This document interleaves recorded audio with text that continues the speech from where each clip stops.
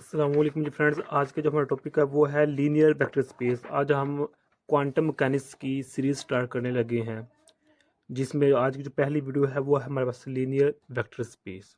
Okay, next videos में हम इन topics पर बात करने की कोशिश करेंगे। तो आइए स्टार्ट करते हैं। बिस्मिल्लाहिर्रहमानिर्रहीम, सल्लल्लाहु अला मुहम्मद सल्लल्लाहु अलैहि वसल्लम।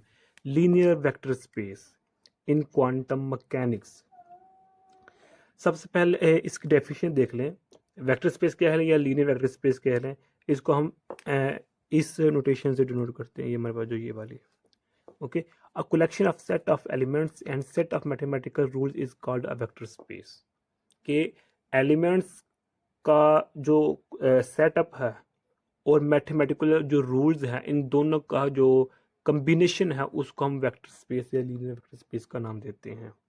ओके, अब यह क्वेश्चन ये किया जा सकता है कि हम क्वांटम मैकेनिक्स में लीनियर वेक्टर स्पेस को क्यों यूज करते हैं। ओके, तो इसका आंसर यही है कि because it allows us to represent quantum mechanical operators.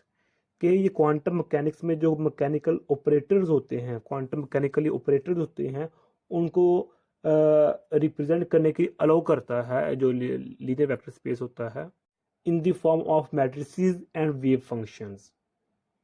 के मैट्रिसेस और वेव फंक्शन की सूरत में जो हमारे पास लीनियर वेक्टर स्पेस होता है ये अलाउ करता है क्वांटम मैकेनिकल ऑपरेटर्स को। इसलिए हम इसको जो लीनियर वेक्टर स्पेस होता है इसको यूज करते हैं। खैर अभी इसकी समझ नहीं आएगी क्योंकि ये स्टार्टिंग है, तो जैसे जैसे हम आगे जाएंगे तो इसकी भी इंशाल्लाह समझ आती जाएगी। अब ये देख हमारे पास क्या है कि ये देखिए, ये हमारे पास स्केलर्स हैं ये वाले। Okay, A B C scalars हैं और ये हमारे पास वेक्टर्स हैं। जिस तरह एक एग्जांपल है कि जब हम किसी शॉप पर जाते हैं तो 60 रुपये की हम 60 रुपीज़ की हम चीज़ खरीदते हैं, कोई चीज़ खरीदते हैं। तो अगर हमारे पास 10-10 रुपये के नोट्स हैं, ओके, और हम 6 नोट्स देते हैं शॉप को, तो हमारे पास 10 जो रिक्वायर्ड होती है अमाउंट वो शॉप वाले को मिल जाती है। तो अब जो हमारे पास ये 10 है ना, ये क्या हमारे पास क्या है, 10 हमारे पास वेक्टर है और 6 हमारे पास क्या मैग्नीट्यूड है। ओके, यहाँ 7 कर लें, 8 कर लें, वो 90 हो जाए, 80-90 होते जाएंगे। ओके, तो इसी तरह वेक्टर्स को जो हमारे पास होते हैं क्वांटम मैकेनिक्स में, वेक्टर्स को हम इस तरह से साई फाई और इससे जाहिर से डिनोट करते हैं और स्केलर्स को ए बी सी से।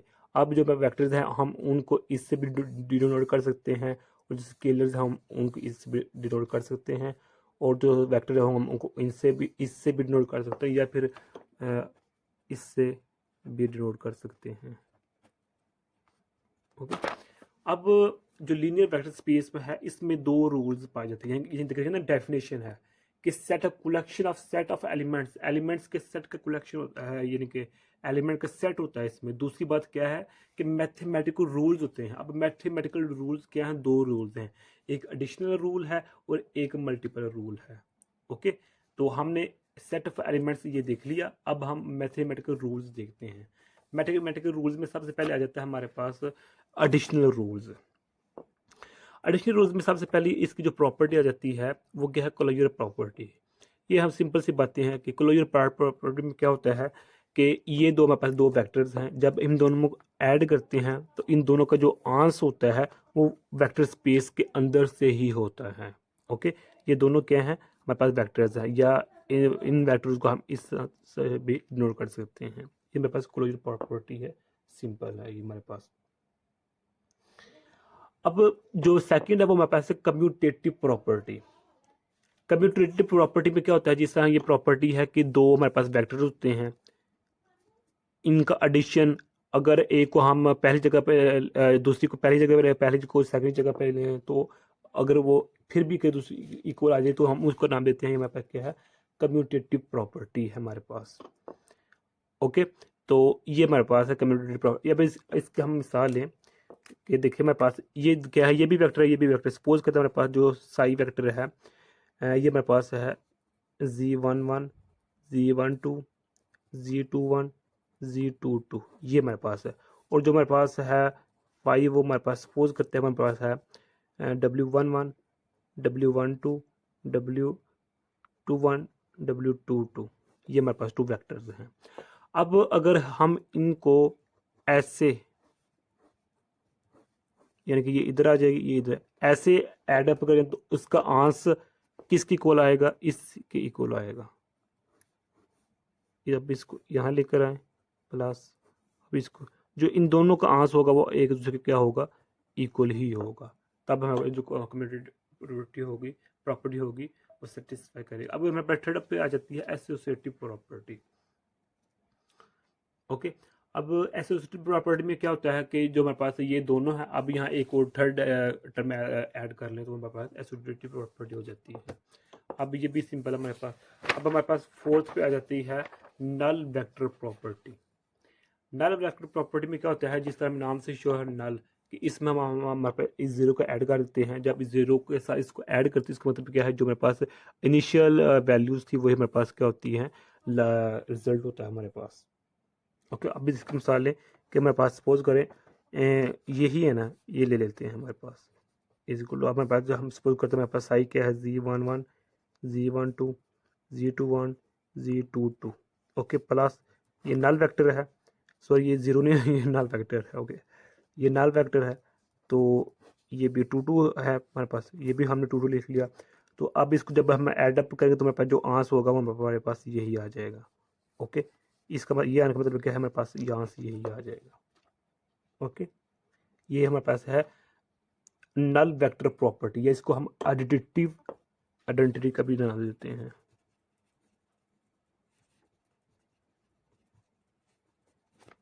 अब हमारे पास फिफ्थ प्रॉपर्टी जो हमारे पास आ जाती है इनवर्स, इनवर्स प्रॉपर्टी।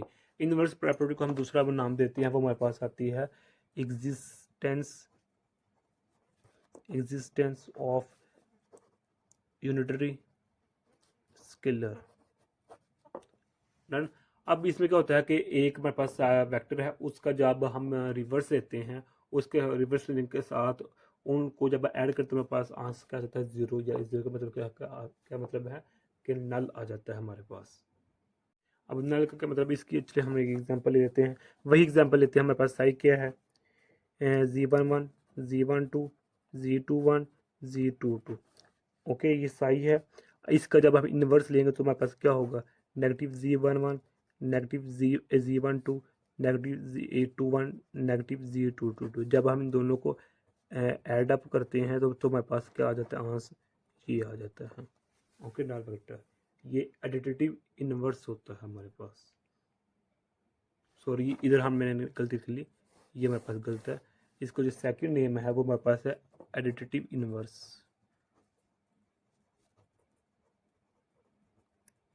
ओके, ये था हमारे पास एडिशन रूल, यानी कि जो ये वाला पार्ट था वो हमारा सेट ऑफ एलिमेंट्स था। सेट ऑफ मैथमेटिकल रूल्स में हमारे पास दो रूल थे। एक हमारे पास रूल था एडिशन का, जो एडिशन रूल में हमने 5 प्रॉपर्टी को डिस्कस कर लिया।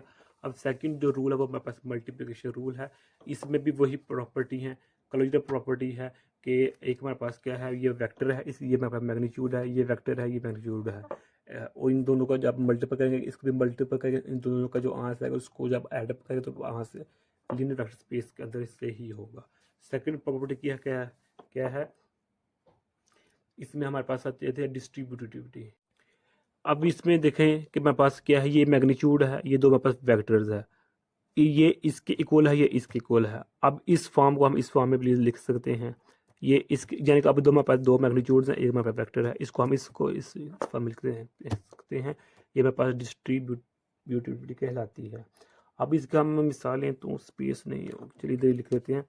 ये देखिए हमारे पास ए साई प्लस फाई, ये हम मिसाल लेते हैं। ओके,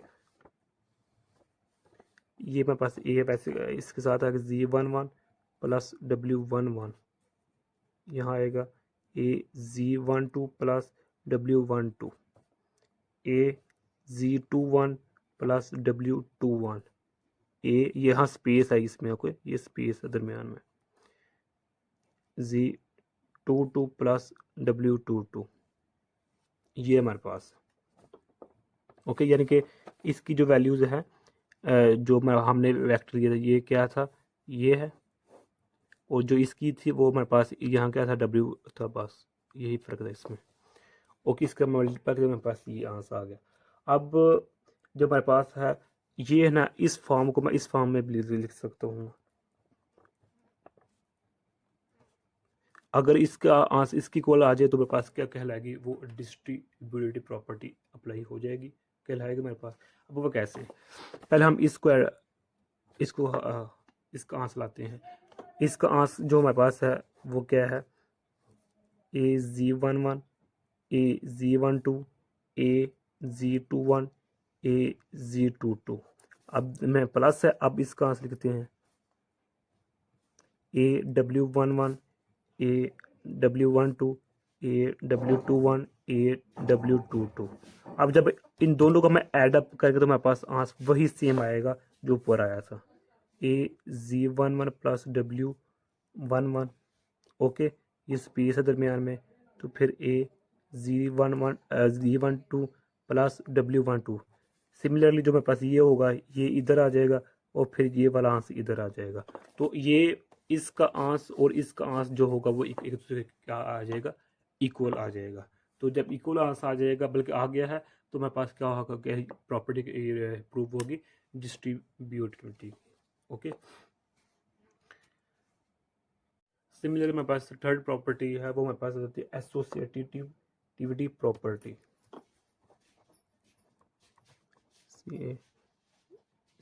एसोसिएटिविटी प्रॉपर्टी है ये हमारे पास। ओके, ये भी हमारे पास जिस तरह हमने ऊपर किया, इसका भी आंसर हमारे पास सेम टू सेम एंड ऐसे ही आता है। अब यहाँ देखिए, इसको हमने सॉल्व किया हुआ है,